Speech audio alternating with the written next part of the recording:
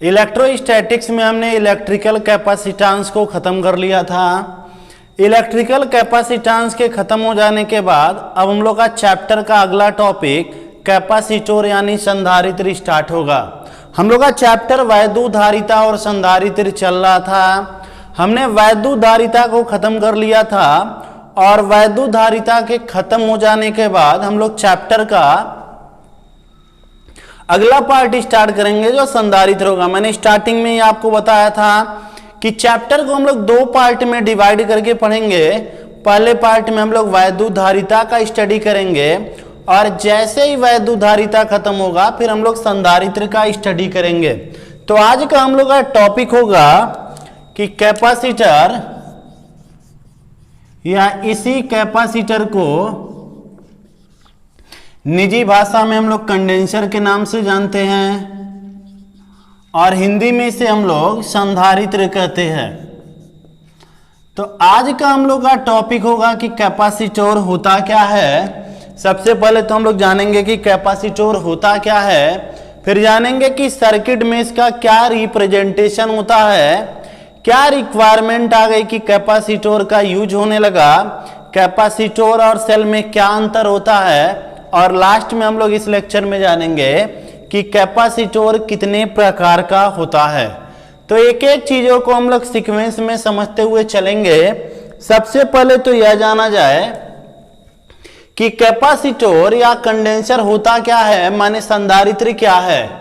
तो अगर आपको कैपेसिटर बनाना है तो संधारित्र बनाने के लिए हमको दो चालक चाहिए, दो कंडक्टर चाहिए और जो दोनों चालक होगा उस पे समान आवेश होगा और विपरीत होगा।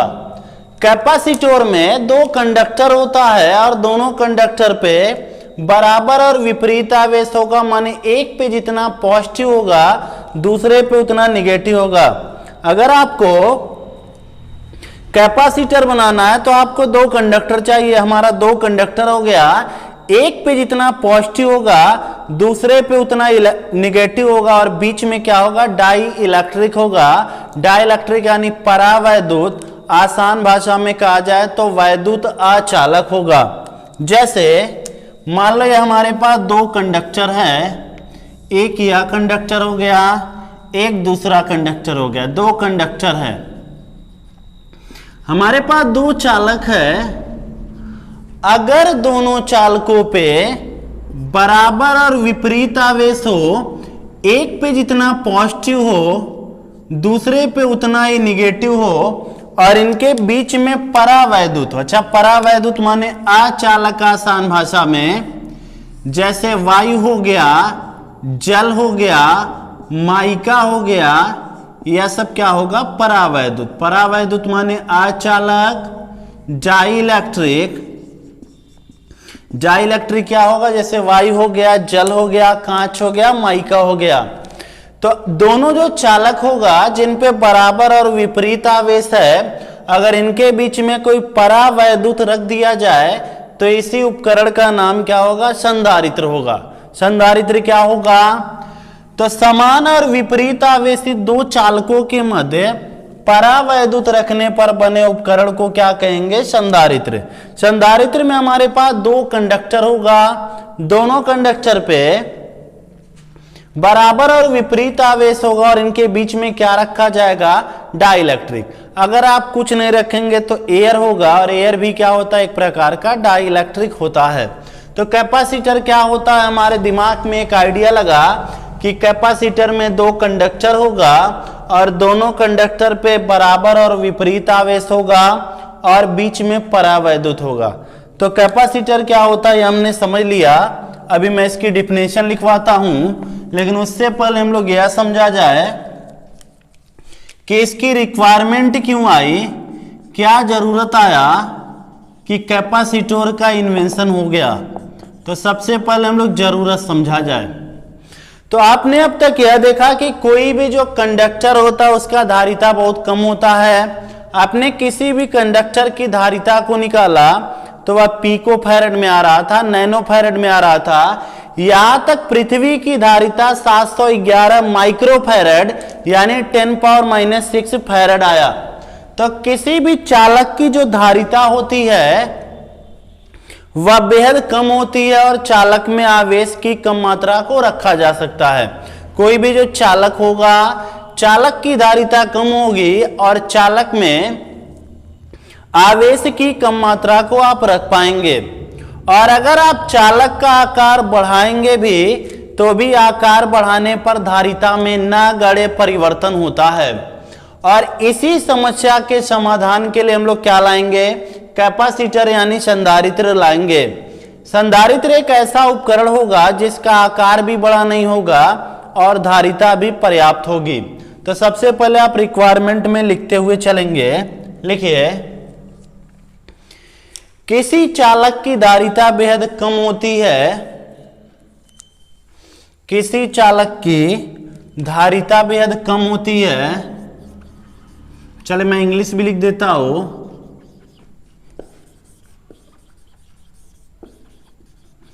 The capacitance of any conductor is small and less amount of charge can be stored in it. माने किसी चालक की धारिता बहुत कम होती है और इसमें आवेश की कम मात्रा को रखा जा सकता है। लिखिए आप हिंदी में, किसी चालक की धारिता बहुत कम होती है तथा इसमें आवेश की कम मात्रा को रखा जा सकता है। आगे आप लिखेंगे, तथा चालक का आकार बढ़ाने पर भी, कॉपी को आप कंप्लीट करते हुए चलिए तभी जाके आपको कॉन्सेप्ट का फील मिलेगा। किसी चालक की धारिता बहुत कम होती है तथा इसमें आवेश की कम मात्रा को रखा जा सकता है। आगे आप लिखेंगे, आकार बढ़ाने पर भी चालक की धारिता में नगण्य परिवर्तन होता है।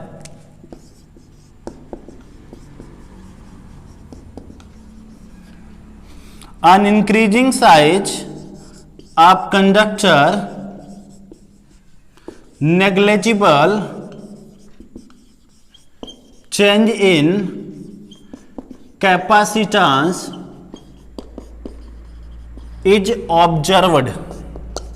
माने अगर चालक का हम लोग आकार बढ़ाएंगे तभी भी धारिता में नगण्य परिवर्तन होगा। आगे लिखिए, इसी समस्या के समाधान के लिए, इसी समस्या के समाधान के लिए संधारित्र का उपयोग किया जाता है। इसी समस्या के समाधान के लिए संधारित्र का प्रयोग किया जाता है।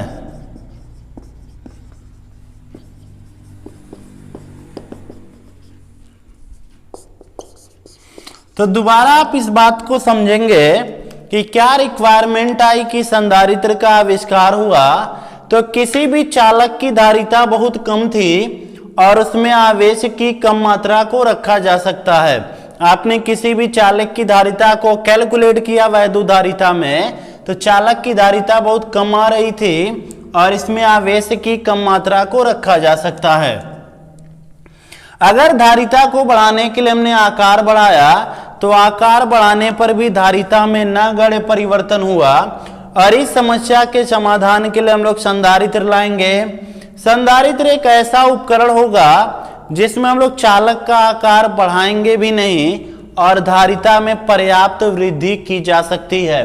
संधारित्र में होगा क्या, हम चालक का आकार बढ़ाएंगे भी नहीं और धारिता में पर्याप्त परिवर्तन या का वृद्धि होगा।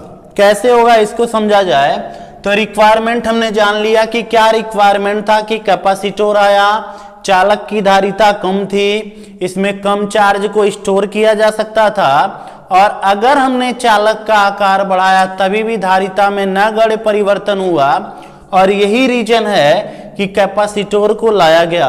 अब कैपेसिटर होता क्या है इसको समझा जाए तो अब हम लोग का अगला हेडिंग होगा कैपेसिटर यानी संधारित्र। तो अब आप हेडिंग बनाओ कैपेसिटर। अब हम लोग जानेंगे कि कैपेसिटर यानी संधारित्र होता क्या है। तो लिखिए संधारित्र होता क्या है। संधारित्र दो चालकों का ऐसा समायोजन होता है, संधारित्र दो चालकों का ऐसा समायोजन होता है,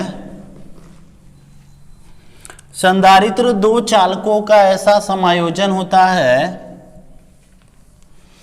जिसमें चालक का आकार बढ़ाए बिना, संधारित्र दो चालकों का ऐसा समायोजन होता है जिसमें चालक का आकार बढ़ाए बिना धारिता को पर्याप्त बढ़ाया जा सकता है। संधारित्र दो चालकों का ऐसा समायोजन होता है जिसमें चालक की धारिता को बढ़ाए बिना, चालक के आकार को बढ़ाए बिना धारिता को पर्याप्त बढ़ाया जा सकता है, जिसमें चालक के आकार को बढ़ाए बिना धारिता को पर्याप्त बढ़ाया जा सकता है। तो जो संधारित्र होगा या दो चालकों से मिलकर बना होगा और कुछ हम लोग ऐसा समायोजन करेंगे कि चालक का आकार बढ़े भी ना और धारिता बढ़ जाए। तो होता क्या है संधारित्र में, आपने देखा था धारिता का सूत्र आया था C=Q/V। संधारित्र में हम लोग करेंगे क्या, विभव के मान को कम कर देंगे और विभव अगर घटेगा तो धारिता बढ़ेगा। संधारित्र में हम लोग करेंगे क्या, विभव के मान को कम कर देंगे और अगर विभव घटेगा तो धारिता क्या होगा, बढ़ेगा। तो संधारित्र दो चालकों का ऐसा समायोजन होगा जिसमें चालक का हम लोग आकार बढ़ाएंगे भी नहीं और धारिता में पर्याप्त परिवर्तन होगा, पर्याप्त वृद्धि होगा या कहिए परिवर्तन होगा। अब बनेगा कैसे, आप यह लिखिए, दो समान और विपरीत आवेशित चालकों के मध्य, दो समान और विपरीत आवेशित चालकों के मध्य, दो समान और विपरीत आवेशित चालकों के मध्य परावैद्युत रखने पर, दो समान और विपरीत आवेशित चालकों के मध्य परावैद्युत रखने पर संधारित्र का निर्माण होता है। दो समान और विपरीत आवेशित चालकों के मध्य परावैद्युत रखने पर संधारित्र का निर्माण होता है। दो समान और विपरीत आवेशित चालकों के मध्य परावैद्युत रखने पर संधारित्र का निर्माण होता है। चले दोबारा समझा जाए संधारित्र होगा क्या। तो संधारित्र दो चालकों से बना एक ऐसा उपकरण होगा जिसमें चालक के आकार को बढ़ाए बिना धारिता को पर्याप्त बढ़ाया जा सकता है। और संधारित्र में होगा क्या, दोनों चालकों पर समान और विपरीत आवेश होगा, एक पे जितना पॉजिटिव होगा दूसरे पे उतना निगेटिव होगा। तो संधारित्र दो चालकों का ऐसा समायोजन होगा जिसमें चालक का आकार बढ़ाए बिना धारिता को पर्याप्त बढ़ाया जा सकता है और एक चालक पे जितना पॉजिटिव होगा दूसरे पे उतना निगेटिव होगा और बीच में हम लोग परावैद्युत या कहिए अचालक पदार्थ को रखेंगे। तो संधारित्र को हमने समझ लिया। अब यह देखा जाए कि संधारित्र किस कॉन्सेप्ट पे काम करेगा, कैसे हम लोग विभव को घटा देंगे और धारिता को बढ़ा देंगे, समझा जाए। या मान लो कोई चालक है और यह पॉजिटिव चार्ज है, या कोई चालक है पॉजिटिव चार्ज्ड कंडक्टर, ये हमने कोई धनावेशित चालक लिया और इनका जो विभव है, इनके विभव को हम लोग करें V+, इनका जो विभव उसको हमने कहा V+। और इस धनावेशित चालक के बगल में हम लोग रखेंगे क्या, विद्युत उदासीन चालक को। इस धनावेशित चालक के बगल में हमने विद्युत उदासीन चालक को रखा। यह न्यूट्रल कंडक्टर है, माने जितना पॉजिटिव होगा उतना ही क्या होगा, निगेटिव होगा।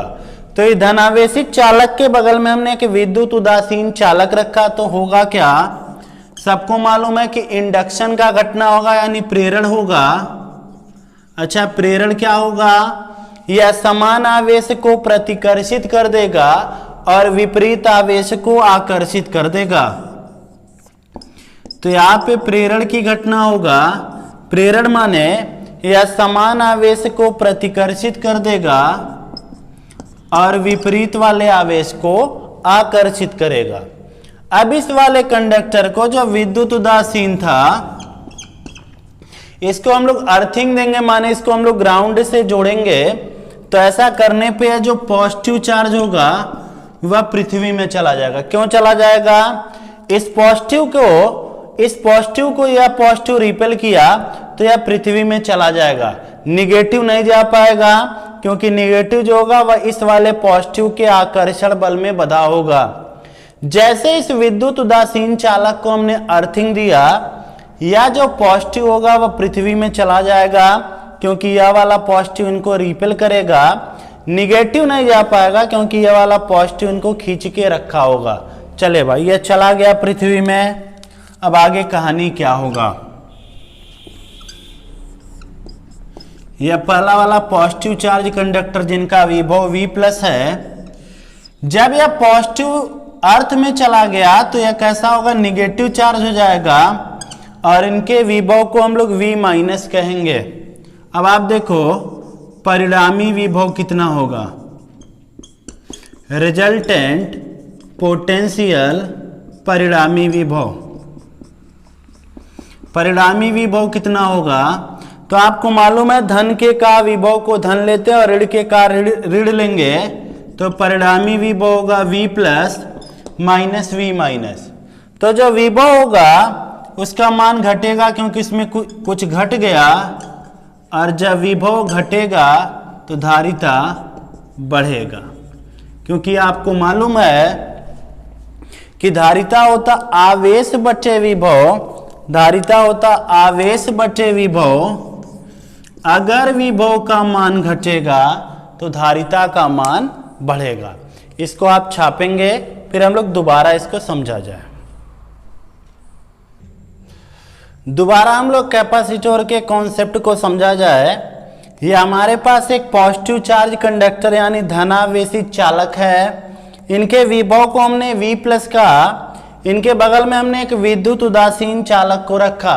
विद्युत उदासीन यानी जितना इनके पास पॉजिटिव होगा उतना ही निगेटिव होगा। तो यहाँ पे प्रेरण का घटना होगा, इंडक्शन होगा। इंडक्शन यानी यह समान आवेश को प्रतिकर्षित कर देगा और विपरीत वाले को आकर्षित करेगा। अब इस वाले सिरे को हमने अर्थिंग दिया, तो यह वाला जो पॉजिटिव चार्ज होगा वह अर्थ में चला जाएगा। निगेटिव क्यों नहीं जा पाएगा, क्योंकि उसको पॉजिटिव ने कस के बांध के रखा होगा। अब जिससे होगा क्या, यह जो विद्युत उदासीन चालक था इस पे भी निगेटिव चार्ज आ गया। इनके विभव को हम लोग V+ कहेंगे, इनके V- को कहेंगे। जो परिणामी विभव होगा वह कितना होगा, V+ माइनस V-। धन के का विभव धन होगा और ऋण के का ऋण होगा। तो विभव का मान जो है वह घटेगा, और अगर विभव घटेगा तो धारिता बढ़ेगा। दोबारा आप सुन लीजिए। पहला चीज, संधारित्र आया क्यों, तो चालक का धारिता कम था, कम आवेश रखा जा सकता था। ज्यादा आवेश को रखने के लिए हम लोग संधारित्र लाए। संधारित्र जो होता वह दो चालकों से मिलकर बना होता। आप देखिए दो चालक है, दोनों चालकों पे समान और विपरीत आवेश होगा और बीच में परावैद्युत यानी अचालक पदार्थ होगा। अब आप एक बात और जान लीजिए कि जो संधारित्र का नेट आवेश होता वह 0 होगा, क्योंकि एक वाले चालक पे जितना पॉजिटिव होगा दूसरे वाले पे उतना निगेटिव होगा। तो स्टार मार के आप लिखेंगे net charge on capacitor is 0, यानी संधारित्र का जो नेट आवेश होता है वह 0 होता है। एक वाले चालक पे जितना पॉजिटिव है दूसरे वाले पे उतना निगेटिव है। जितना धन उतना ऋण होगा, तो जो कैपेसिटर होगा उसका नेट चार्ज कितना होगा, 0 होगा। तो इस बात को भी आप लिख लीजिए कि संधारित्र का नेट आवेश शून्य होता है। ठीक है, इसको छापिए। अब हम लोग का अगला टॉपिक होगा सेल और संधारित्र में अंतर। हम लोग जानेंगे कि सेल और कैपेसिटर में क्या अंतर होता है। दोनों ही हम लोग को चार्ज प्रोवाइड करेगा। सेल भी हम लोग को वैद्युत आवेश देगा, कैपेसिटर भी हम लोग को वैद्युत आवेश देगा। तो सेल और कैपेसिटर में मेन डिफरेंस क्या होता है? तो सबसे पहला जो डिफरेंस होगा वह इनके परिपथ आरेख का होगा। सेल का परिपथ आरेख कैसे होता है? सेल में दो लाइन होगा, एक बड़ा होगा एक छोटा होगा। बड़ा वाला सेल का पॉजिटिव टर्मिनल होगा और छोटा वाला सेल का नेगेटिव टर्मिनल होगा। तो सेल का जो सर्किट डायग्राम होगा उसमें दो लाइन हम लोग बनाएंगे, एक बड़ा बनाएंगे एक छोटा बनाएंगे। बड़ा वाला सेल का पॉजिटिव टर्मिनल होगा और छोटा वाला नेगेटिव टर्मिनल होगा। कैपेसिटर के बारे में आप समझिए। कैपेसिटर में दोनों लाइन बराबर होगा। यह कैपेसिटर का साइन हो गया, यानी नीचे आप C लिख दीजिए और यहाँ पे आप V लिख दीजिए कि इस बैटरी का विभव V है। तो दोनों का हमने सर्किट डायग्राम जाना। सेल में एक लाइन छोटा होगा एक बड़ा होगा, छोटा वाला बैटरी का नेगेटिव टर्मिनल, बड़ा वाला पॉजिटिव, और कैपेसिटर में दोनों लाइन बराबर होगा। दूसरा बात आप यह समझिए कि जो सेल होता है वह आवेश की नियत मात्रा को कुछ टाइम तक प्रोवाइड करेगा। सेल जो होगा वह आवेश की नियत मात्रा को कुछ समय तक प्रदान करेगा, और जो कैपेसिटर होगा वह आवेश की बड़ी मात्रा को एक सूक्ष्म समय के लिए प्रदान करेगा। सेल और कैपेसिटर में जो सबसे बड़ा अंतर वह यह है कि सेल जो होगा वह आवेश की कुछ मात्रा को एक नियत टाइम तक प्रदान करेगा, और जो कैपेसिटर होगा वह आवेश की बड़ी मात्रा को एक छोटे टाइम में प्रदान करेगा। अच्छा, कैपेसिटर या कंडेंसर हम लोग लगाएंगे कहाँ? जैसे पंखे में लगाते हैं, कूलर में लगाएंगे, मोटर में लगाएंगे। क्यों वहां पे लगाते हैं? क्योंकि पंखा, कूलर या मोटर का जब पंखा घुमाना होता है तो इसके ब्लेड को घुमाने के लिए का ज्यादा एनर्जी की आवश्यकता होगी।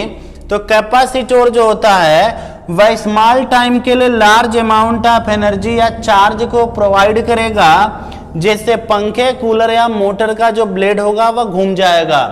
तो अगर हम लोग को ऊर्जा या आवेश की बड़ी मात्रा एक सूक्ष्म समय के लिए चाहिए तो हम लोग कैपेसिटर का यूज करेंगे, और अगर हम लोग को ऊर्जा या आवेश की नियत मात्रा कुछ समय के लिए चाहिए, कुछ निश्चित समय के लिए चाहिए, तो हम लोग सेल का यूज करेंगे।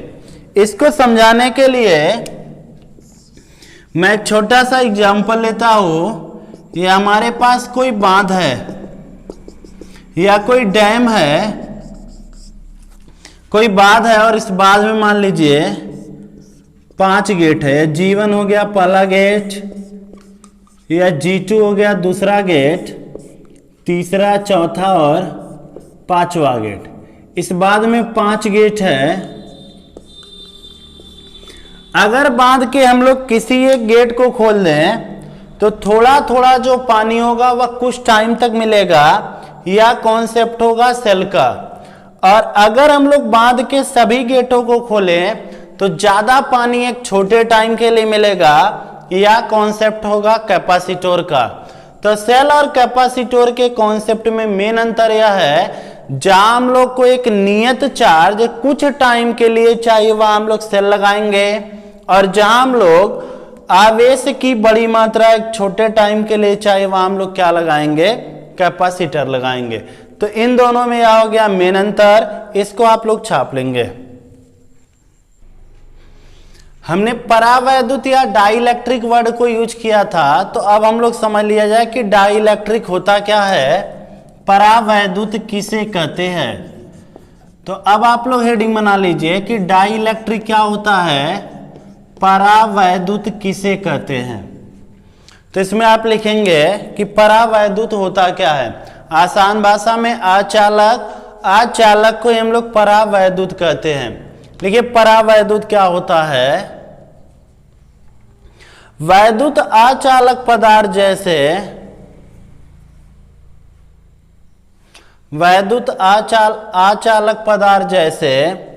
वायु जल कांच माइका, वैद्युत अचालक पदार्थ जैसे वायु जल कांच माइका इत्यादि को परावैद्युत कहते हैं। वैद्युत अचालक पदार्थ जैसे वायु जल कांच माइका इत्यादि को परावैद्युत कहते हैं। तो परावैद्युत कुछ नया चीज नहीं है, यही अचालक के लिए हम लोग नया वर्ड परावैद्युत यूज करेंगे। तो जो वैद्युत अचालक पदार्थ जैसे वायु हो गया, जल हो गया, कांच हो गया, माइका हो गया, इसे ही क्या कहेंगे, परावैद्युत कहेंगे। तो परावैद्युत माने अचालक और कुछ नहीं। आगे लिखिए यह दो प्रकार का होता है, यह दो प्रकार का होता है।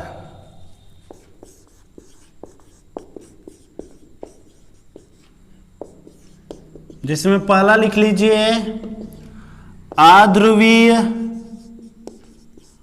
परावैद्युत और दूसरा वाला होगा ध्रुवीय परावैद्युत, पोलर डाइइलेक्ट्रिक और नॉन पोलर डाइइलेक्ट्रिक। परावैद्युत दो प्रकार का होता है।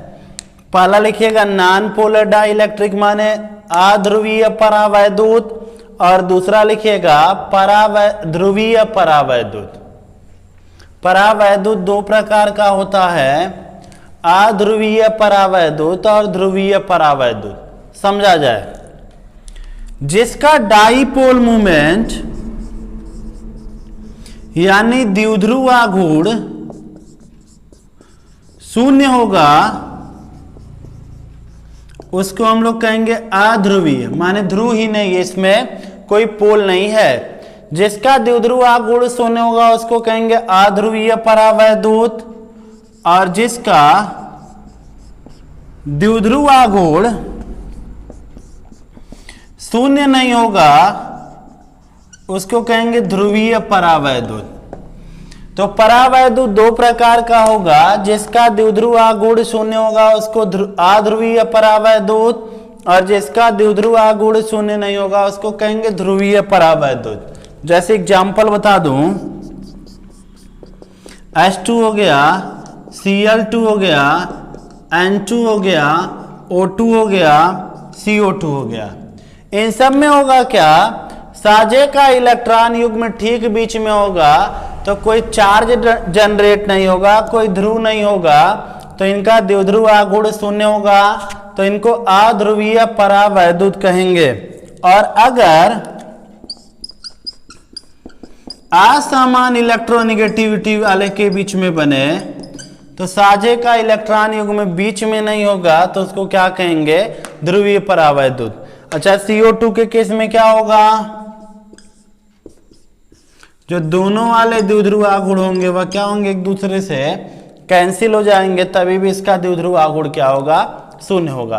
तो वैद्युत अचालक पदार्थ को परावैद्युत कहेंगे, दो प्रकार का। अगर द्विध्रुव आघूर्ण शून्य होगा तो अध्रुवी, जैसे इनमें होगा। कैसे होगा, तो केमिस्ट्री में आपको मालूम है कि साजे का इलेक्ट्रॉन युग्म बीच में होगा, किसी पे कोई चार्ज नहीं होगा, तो Q का वैल्यू 0 होगा, तो Q इंटू 2L माने द्विध्रुव आघूर्ण का वैल्यू भी 0 होगा। और अगर द्विध्रुव आघूर्ण का वैल्यू 0 ना हो तो नाम क्या होगा, ध्रुवीय परावैद्युत होगा। तो आज के लेक्चर को हम लोग यहाँ समाप्त करेंगे। अगले लेक्चर में हम लोग संधारित्र के प्रकार जानेंगे। संधारित्र मेनली 3 प्रकार का होगा, जिसमें से 2 आपके सिलेबस में है और 1 सिलेबस के बाहर है। बाकी तीनों संधारित्र को हम लोग पढ़ा जाएगा और वह बोर्ड के पॉइंट ऑफ व्यू से इंपॉर्टेंट होंगे।